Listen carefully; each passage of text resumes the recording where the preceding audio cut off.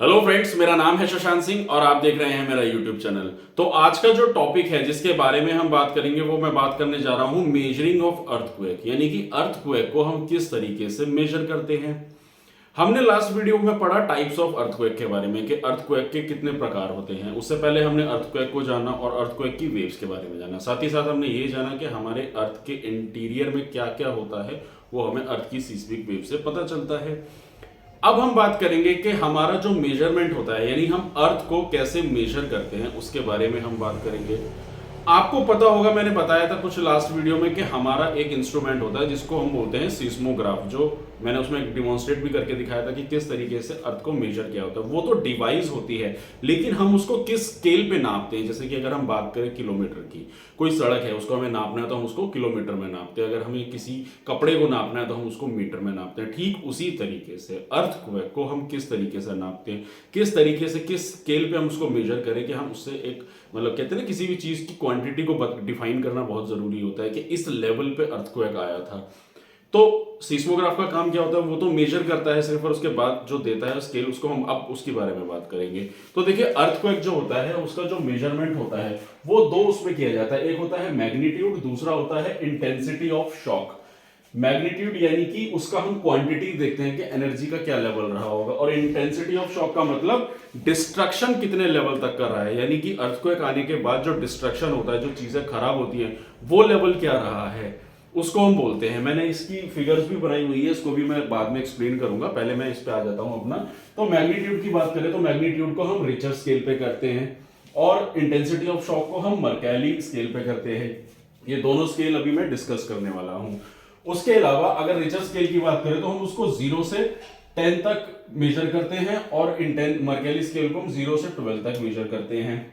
तो basically magnitude क्या होता है? मैग्नीट्यूड का मतलब होता है there is a amount of energy, यानी कि जो एनर्जी पास होती है वो एनर्जी का अमाउंट कितना होता है, वो हम मैग्नीट्यूड में मेजर करते हैं। और इंटेंसिटी में मैंने आपको बताया जैसे कि भी अर्थक्वेक आने के बाद अमाउंट ऑफ डिस्ट्रक्शन, यानी किस लेवल पे डिस्ट्रक्शन हुआ है, उसको मेजर करते हैं। जैसे कि मैं इसमें समझा देता हूं, मैंने फिगर बनाई है छोटी सी। जैसे कि ये हमारा अर्थ है, सरफेस है, ये इंटीरियर है, ये फोकस पॉइंट है जहां से हमारा एनर्जी जनरेट होती है। तो यहां से जनरेट होगी तो वो बेसिकली यहां से हर जगह तक पूरा क्या कहते हैं, वाइब्रेशन फैलाएगी। तो इस पूरे एरिया को, यानी कि ये जो पूरा एरिया है हमारा, ये हमारा काउंट होगा मैग्नीट्यूड में। ठीक है, यानी कि मैग्नीट्यूड हमारा पूरा इस एरिया में मेजर किया जाएगा फोकस पॉइंट से। लेकिन बात करें इंटेंसिटी ऑफ शॉक की, इंटेंसिटी ऑफ शॉक जो होता है वो फोकस पॉइंट से सीधा जाता है ई, यानी कि एपिसेंटर। तो एपिसेंटर पे सबसे ज्यादा डिस्ट्रक्शन होगा, तो वो यहाँ पे मेजर किया जाता है। तो एपिसेंटर पे जो होता है वो, क्योंकि यहीं पे आएगा ना, अगर मान लीजिए अर्थक्वेक आ रहा है, मान लीजिए अर्थक्वेक इस तरीके से आया, तो सबसे ज्यादा डिस्ट्रक्शन वो इस पॉइंट पे देगा ना, सीधा यहाँ पे आके। बाकी फिर बाकी जगहों पे जो है उसका डिस्ट्रक्शन ऑफ लेवल कम होता चला जाएगा। जैसे मान लीजिए जापान की बात करें, जापान में अक्सर अर्थक्वेक आया तो जो उसके असर है वो इंडिया तक आते आते तो कम हो जाते हैं ना। डिस्ट्रक्शन यहाँ थोड़ी ना देखने को मिलता है, जापान में ज्यादा देखने को मिलेगा। तो इंटेंसिटी ऑफ शॉक जो है वो यहाँ एपिसेंटर पे होता है। लेकिन अगर मैग्नीट्यूड की बात करें तो उस पूरे एरिया को नापा जाता है जहां तक वो आता है। ठीक है, तो ये तो मैंने बात करी बेसिकली मैग्नीट्यूड और इंटेंसिटी ऑफ शॉक की। अब मैं इस चार्ट के बारे में बात करता हूँ, ये दोनों के मैंने बनाए हुए हैं, मैं बता देता हूं। तो पहले मैं बात करूंगा रिचर स्केल के बारे में। तो रिचर स्केल इस तरीके से होता है, हम जिसको मेजर करते हैं। ये मैग्नीट्यूड का ग्राफ देख रहे हो, ये फ्रीक्वेंसी ग्राफ आप लोगों को बेटर तरीके से समझ में आता होगा, आप आई होप समझ सकते हैं अगर आप 11th क्लास में। तो मैग्नीट्यूड होता है, ये फ्रीक्वेंसी होती है। तो बेसिकली क्या होता है कि इसको अमाउंट को हम केजी में नापते हैं, तो किलोग्राम में होता है। तो अगर 1 तक आया है तो 1 का ज्यादा हैवी नहीं माना जाता, मतलब लाइट हो गया है हमारा। फिर जिस तरीके से बढ़ता चला जाता है, आप इसमें देख रहे हैं 0 to 6 से 2 kg, फिर 600 kg, 20,000 kg, 60 k यानी 60,000 हो गया, फिर 2 करोड़, 6 करोड़, फिर 20 बिलियन, 60 बिलियन और 20 ट्रिलियन kg।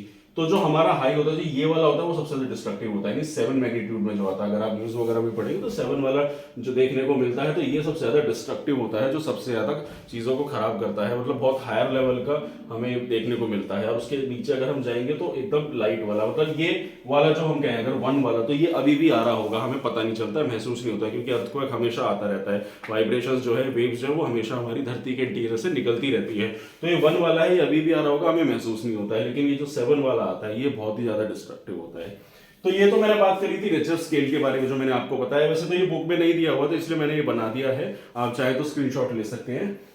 दूसरा वाला मैं बात करूंगा इंटेंसिटी ऑफ शॉक के बारे में। इंटेंसिटी ऑफ शॉक 0 से 12 तक नापा जाता है। मैंने इसमें सिर्फ 10 तक लिख के दिखाया है। तो इसमें क्या होता है कि अगर 1 है तो यानी कि इंटेंसिटी 1 आई है तो इसका मतलब नॉर्मल है, पता ही नहीं चला है, जो अभी चल रहा है, जैसे कि मैंने आपको बताया। 2 है तो यानी कि वीक है, 3 है तो वो भी वीक में आता है, 4 है तो लाइट हो गया, 5 है तो मॉडरेट, 6 है तो स्ट्रॉन्ग, 7 है तो वेरी स्ट्रॉन्ग, 8 है तो सेवर, 9 है तो वायलेंट और 10 है तो एक्सट्रीम। तो ये अलग स्केल पे इसको बनाया गया है। आप चाहे तो मेरी स्क्रीन पे दे सकते हैं, मैंने इसका पूरा डिस्क्रिप्शन जो है आपको स्क्रीन पर भी दिख रहा होगा। आप इसका भी चाहे तो स्क्रीनशॉट ले सकते हैं। तो इसका स्क्रीनशॉट आप ले लीजिए। तो ये हो गया आपका इंटेंसिटी ऑफ शॉक के बारे में, और ये वाला आपका ग्राफ हो गया रिचर स्केल यानी कि मैग्नीट्यूड के बारे में। तो दोस्तों ये मैंने आपको बताया किस तरीके से अर्थक्वेक को मेजर किया जाता है, और यही था मेरा टॉपिक आज का, मेजरिंग ऑफ अर्थक्वेक के बारे में। तो अगर आपको मेरी वीडियो अच्छी लग रही है, अगर आपको मेरा चैनल पसंद आ रहा है, तो आप मेरे चैनल को सब्सक्राइब कीजिए, मेरी वीडियो को लाइक कीजिए, और आने वाले समय में आपको और ऐसी इंफॉर्मेटिव वीडियोस मिलती रहेंगी। तो आज के लिए इतना ही, मिलते हैं नेक्स्ट वीडियो में। Thank you very much.